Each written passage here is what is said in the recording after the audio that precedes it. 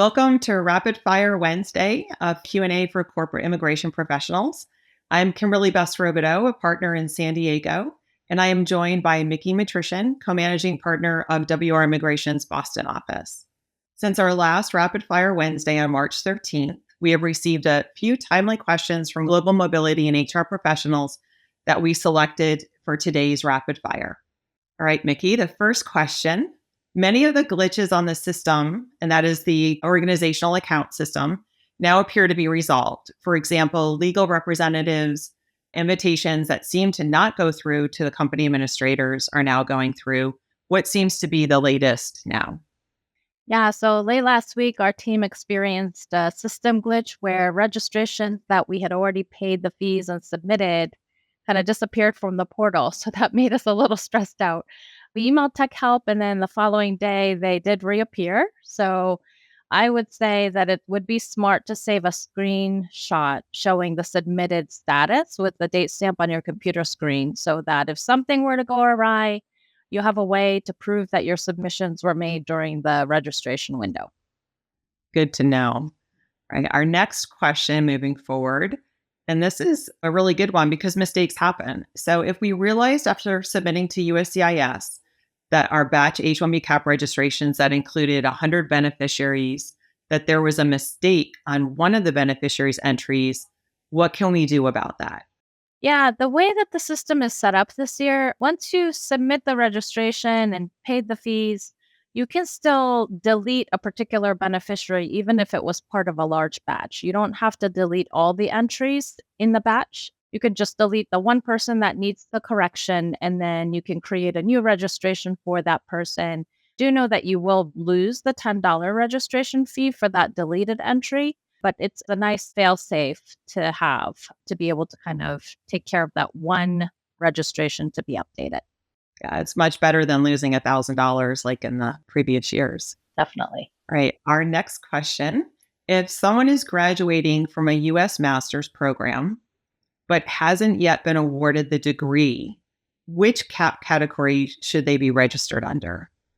Yeah, so someone who's graduating from a U.S. master's degree or higher level program can be entered into the master's cap, but so long as they will have earned that degree by the time the H-1B petition is filed between April 1st and June 30th.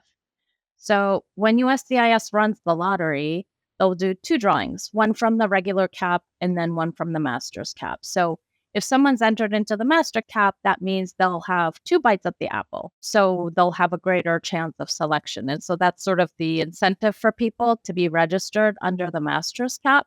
But it's really important that, if the beneficiary was selected under the master's cap, but didn't end up earning the graduate degree by the time the company files the H-1B, the H-1B petition will be denied.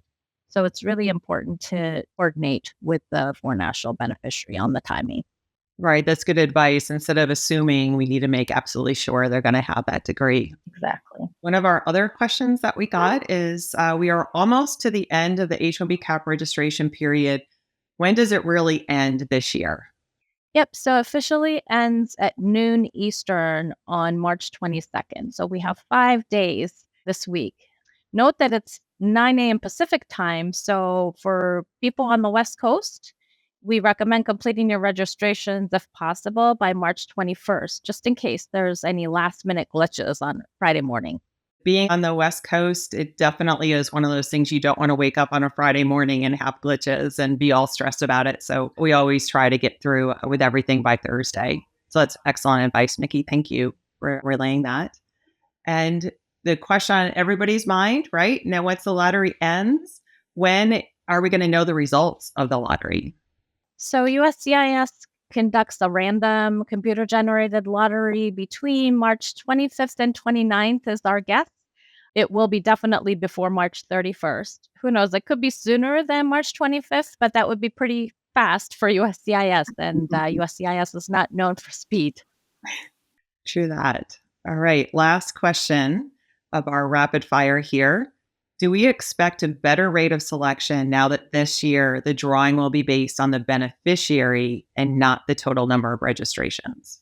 Yes, that's the hope and our expectation. So Now, we don't know for sure because we don't have a crystal ball, but last year, USCIS selected about 24% of registrations that were submitted, and we're hoping the selection rate will be more than 30% this year.